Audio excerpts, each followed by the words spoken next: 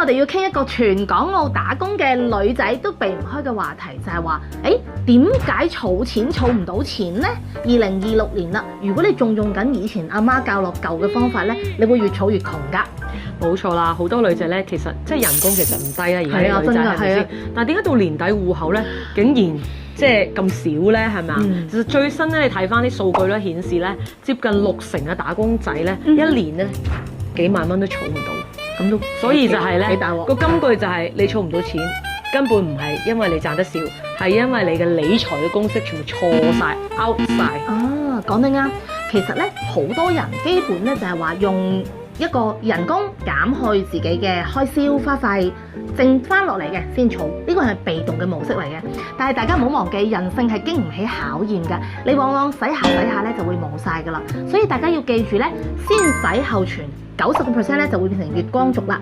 先存後使咧，92% 財富穩步增長。所以2026咧，普通女仔咧最穩陣嘅翻身理財方法咧，就係我哋成日講過532嘅收入分配法啦。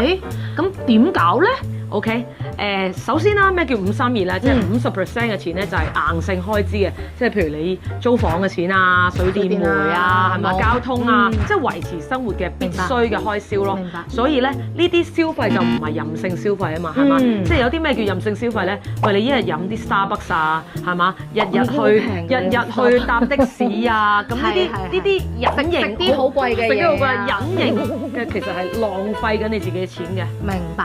咁53啦嚇，咁3係乜嘢嚟嘅咧？叫做彈性消費啦，買衫、化妝、同姊妹出去聚會、放假娛樂，咁呢啲咧即係唔係話唔做會死噶嘛？係咪？咁所以咧核心原則咧就係專款專用。呢一部分嘅錢咧，你譬如預咗咁多錢，你就係咁多錢，絕對唔可以透支偶用埋下個月嘅錢。10%唔超支咧，你就可以開開心心咁享受你應有嘅物質體驗啦，亦都唔需要太刻苦，太過計住度住咁樣啦。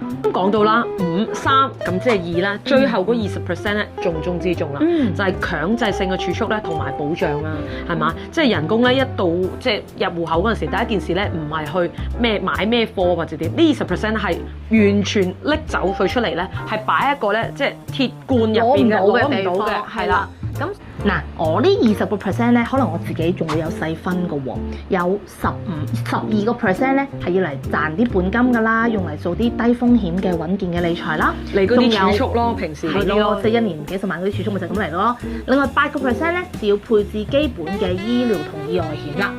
仲有一件事係非常重要嘅，各位姊妹，你嘅戶口咧一定要存夠3個月到6個月嘅生活必需金。呢一個係一個成年女人財富嘅底線嚟嘅，因為當我哋面對譬如失業啊、突然間重大疾病嘅時候咧，唔會搞到要向即係好慘咯個人。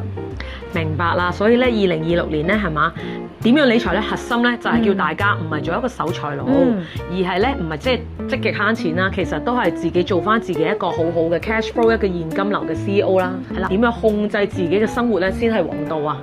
所以手上咧有啲現金流啦，戶口又有個睇到啲零有啲踏實嘅數字啦，個存款啦，先係女人咧最大嘅底氣。女人有錢就是王道。